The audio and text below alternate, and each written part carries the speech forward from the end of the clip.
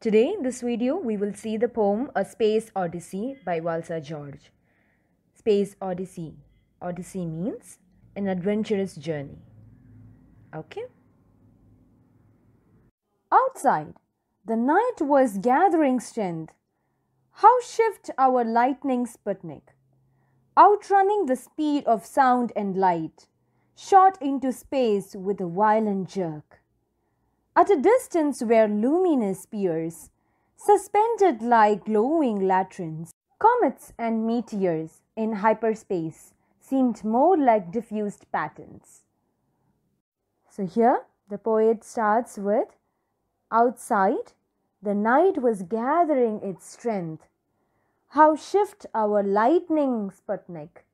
Sputnik is an artificial satellite launched by Soviet Russia. Okay, so its name is Sputnik. He's saying that how shift our lightning Sputnik. Our Sputnik is glowing there. Okay, it's ready to go. Outrunning the speed of sound and light. Just traveling faster than sound and light. Shot into space with a violent jerk. Blast into space with a violent jerk. At a distance were luminous spheres, suspended like glowing latrines. Okay, so children, here you can see the poet has used metaphor. How? At a distance where the poet can see luminous sphere. What do you mean by luminous? Something which is very shining. Okay, so he is describing the planets here. A luminous sphere. So planet looks like a sphere, right? Shining spheres suspended like what? Glowing latrines. So the planets were looking like glowing latrines. Comets and meteors in hyperspace seemed more like diffused patterns. So the poet is saying that heavenly bodies like comets and meteors that can be seen moving round the outer space. Okay?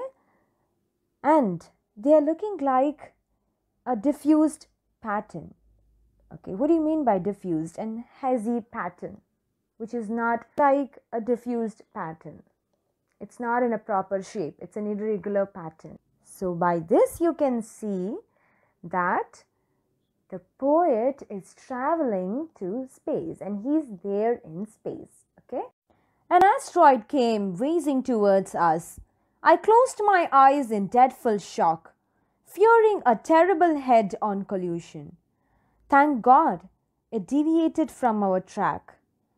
I looked at my friend seated beside, obvious, not here, so lost in thought. Looking down, I saw Mother Earth, a luminous ball, not bigger than a sapphire dot. Okay, now what is the poet saying? An asteroid came whizzing towards us. What do you mean by that?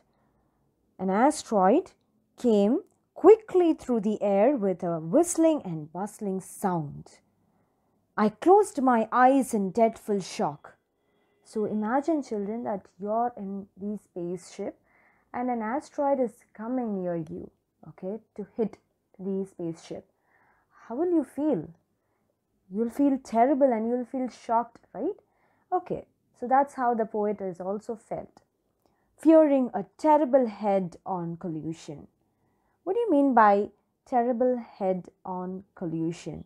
That the poet thought he was fearing that it would be a head-on collision when the front ends of two things crash against each other. So that is collision. Okay, head-on collision. So nothing happened like that. What happened? Thank God it deviated from our track. It went away or it moved away from our track. I looked at my friend seated beside. Okay, so it seems like the poet is not alone. He has his friend too. Obvious, not here, so lost in thoughts. His friend is so lost in his thoughts. Okay, looking down, I saw Mother Earth, a luminous ball, again a shining ball, which was looking like a sapphire dot, which was not bigger than a sapphire dot. It was very tiny. So this is sapphire, okay? A blue gemstone.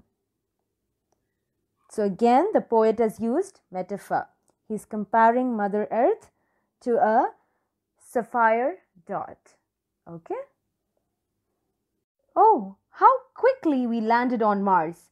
It's so different from what I had learned. Neither a barren belt of sterile terrain nor a rugged stretch of craters burned, but a heavenly place so cool and serene, full of scintillating scenes and ravishing sights. Scintillating is something which dazzling, okay? Dazzling scenes and ravishing sights, delightful sights. We the emissaries from a faraway land, we the representative from a faraway land, here from one planet to another, that is emissary, someone who is going to representate, okay, like an ambassador or something like that, okay. So here, from one planet to another, were warmly received by a team of alien spirits. Oh, how quickly we landed on Mars. It's so different from what I had learned. So the poet's saying that we landed on Mars so quickly, and it's very different from what he had actually learned. What did he see there? Neither a barren belt of sterile terrain. Okay, barren is empty and unproductive, and sterile is something where nothing grows, a place where nothing grows. Okay, nor a rugged stretch of craters burned. So this is craters burned, where the meteors have made such an impact in the surface. Okay, so he's saying that whatever I had learned about Mars, it's completely false, because I didn't see anything like this. Okay, a barren belt of sterile terrain or a rugged stretch of burnt craters. Instead, it was so cool and serene place, full of scintillating scenes and ravishing sights. Also, the Martians did not attack them but warmly welcomed them. Martians are nothing but the alien spirits. Okay, they didn't attack them, he and his friend, okay, but welcomed them. Okay, the weight of the world suddenly lifted from us. We bounced up and down, almost floating in the air, found ourselves in a gorgeous garden with springing fountains and blossom fair. Trees were laden with dazzling gems, lagoons and lakes of liquid silver, vast expanse of tawny vistas, plain waving with luxuriant verdure. Okay, so what is the poet saying here in this paragraph? The weight of the world suddenly lifted from us. We bounced up and down, almost floating in the air. He's saying that the gravity of Mars is lesser than the Earth, and so the speaker tended to float or lightly bounce up and down while walking on Mars.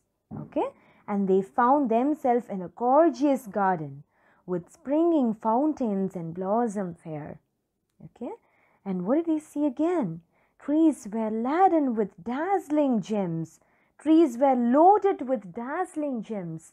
Okay, here in the earth we see trees with only leaves and fruits. Yes, but there in the Mars they saw dazzling gems on the trees. Lagoons and lakes of liquid silver. What is lagoon, children? Stretches of salt water separated from the sea by a low wall of sand or rock, as you can see in the picture. Okay, how are the lagoons and lakes looking there in Mars? They were looking like a liquid silver. Okay, they were actually liquid silver. They were not in the color of turquoise or blue. Okay, so what is the poet saying in the next line? Vast expanse of tawny vistas, plains waving with luxuriant verdure. Okay, so the speaker saw something like this. Just an imagination. What is luxuriant verdure? A plentiful, lush green vegetation. So he's saying that he saw a vast tawny vistas. Tawny is nothing but a color, okay, having a brownish yellow color, and pleasing views of a vast expanse and plentiful of lush green vegetation. Okay.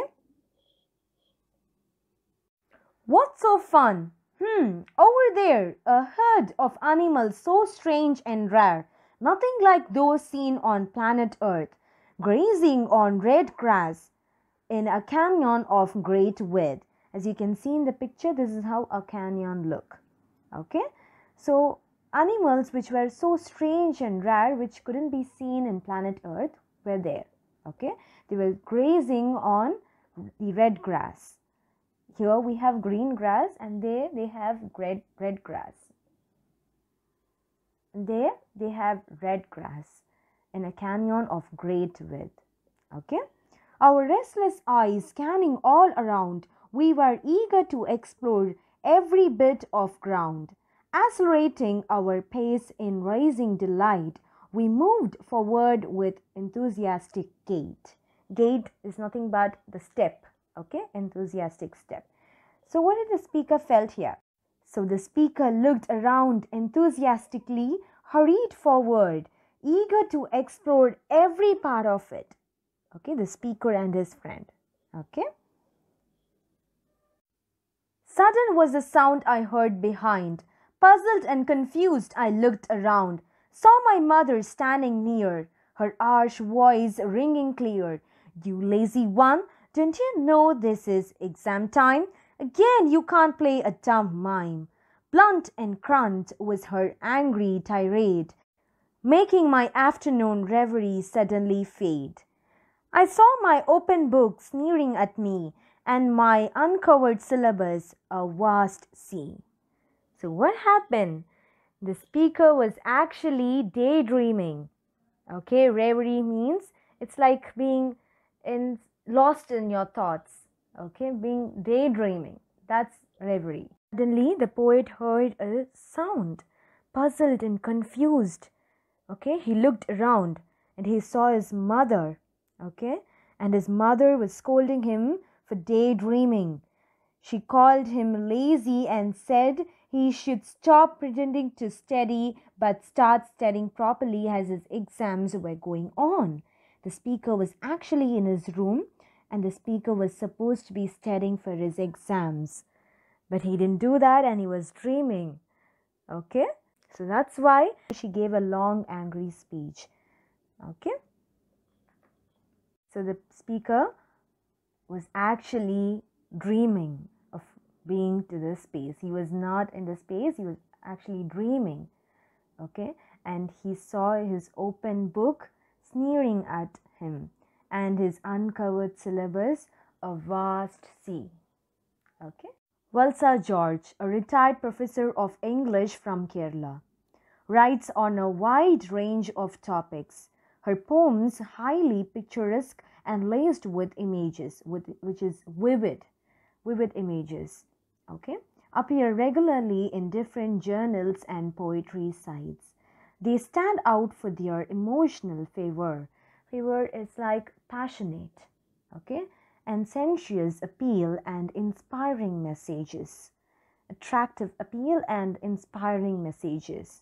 This poem, with its vivid imagery, views space and aliens in a different light. Thank you, children.